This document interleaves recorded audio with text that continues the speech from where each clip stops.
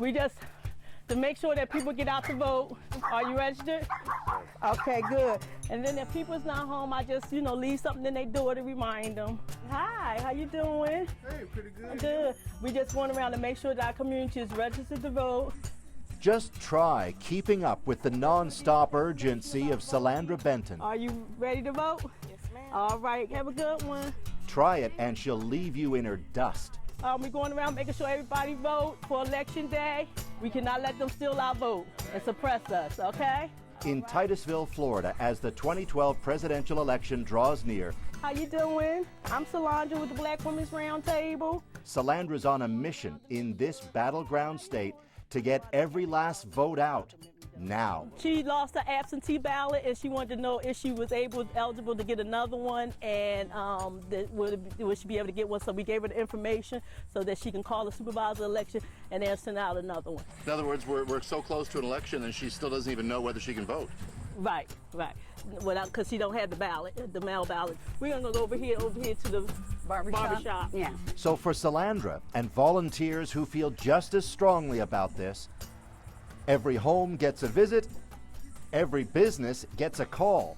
Her work isn't about who to vote for. We're just getting out the vote. It's to make sure everyone actually votes. Hi. We're just getting out, making sure that people get out to vote. We need to get our swag back. Definitely gonna vote. And if you're wondering, what's with the panic over voting? Well, this is Florida, one nutty place.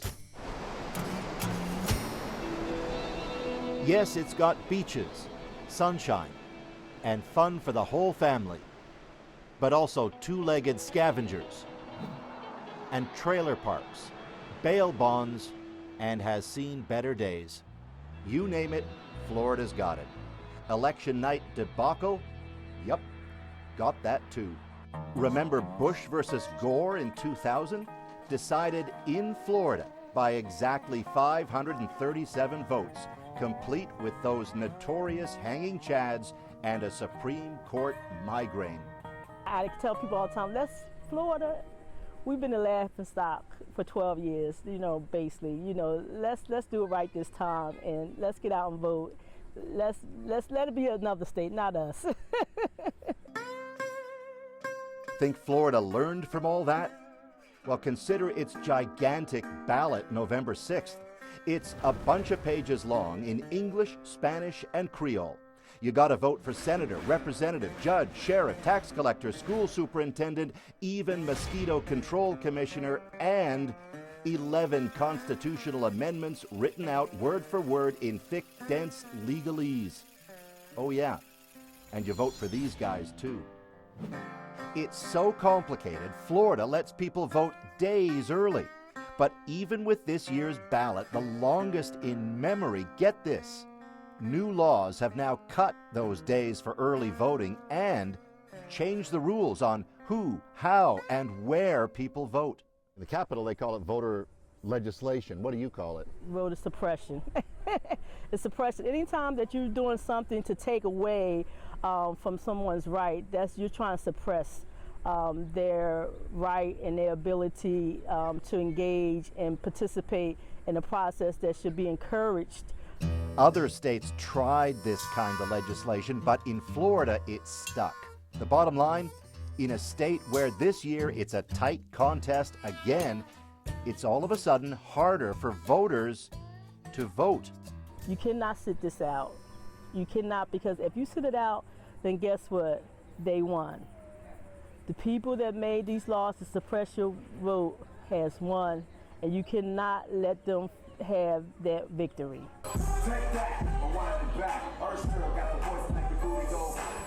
Salandra's imperative, don't stop till voting day. In this Titusville park, her plan's simple. Free food and a DJ draws an afternoon crowd. Then volunteers make sure whoever stops by gets registered to vote and knows how and where they can do it. Who'd have thought you'd ever see the need for this in a country that likes to think it invented modern democracy? And that's not all. In the evenings, Salandra brings her energy here to a community center named after two civil rights leaders who, in 1951, were murdered for doing the same kind of work. Well, ladies, again, thank you again for coming and continue to do this work. This election is going to make a difference because we need to make sure that everyone in our community that has that right to vote.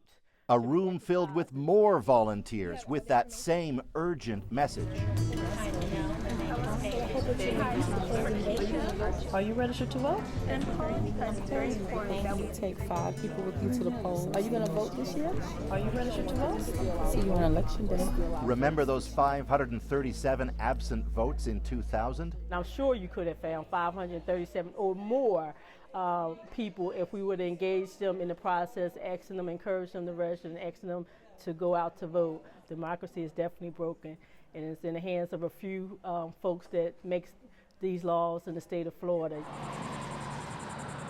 Salandra and her volunteers are hardly alone in all this. With voting day ever closer, we came to the St. James African Methodist Episcopal Church.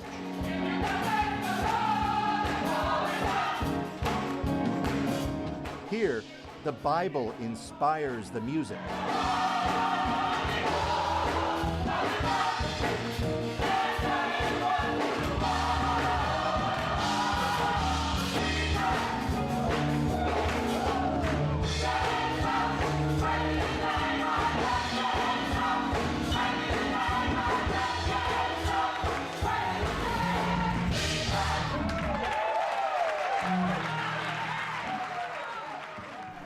Voting for a commander-in-chief, for a president of all people. See, these days, for Reverend Glenn Dames, presidential politics drives the sermon. And if I were the leader of the free world, I have to worry about the 47%. And this is a sermon. So much for separating church and state. Though the Reverend's careful to never actually name a candidate. Ain't nobody gonna insult my intelligence and tell me that the only reason I vote for somebody is because of the color of their skin.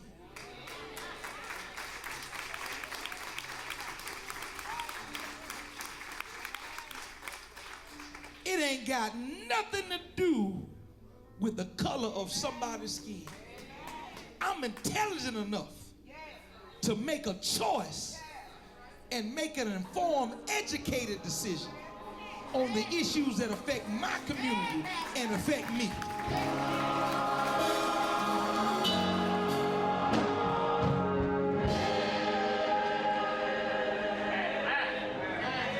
There's politics here in every pew.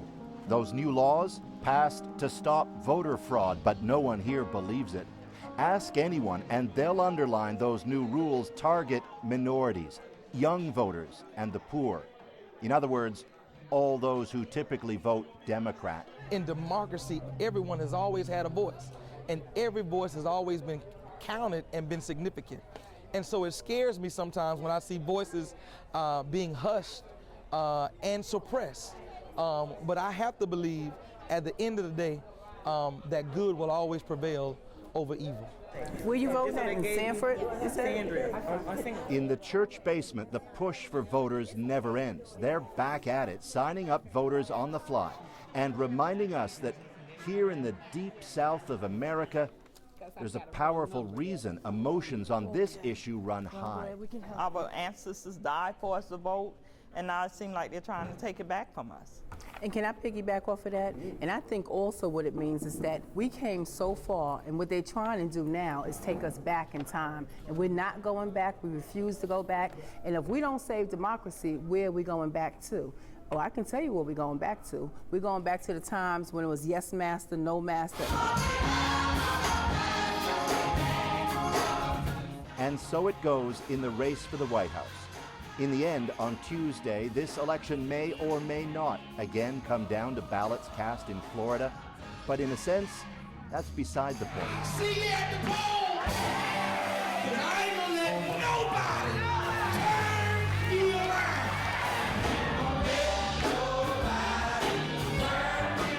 The real message here, it doesn't matter who gets your vote, just vote. And may all the votes be counted. We moving where? Where we moving? Where we going? Paul Hunter, CBC News, Titusville, Florida. Amen.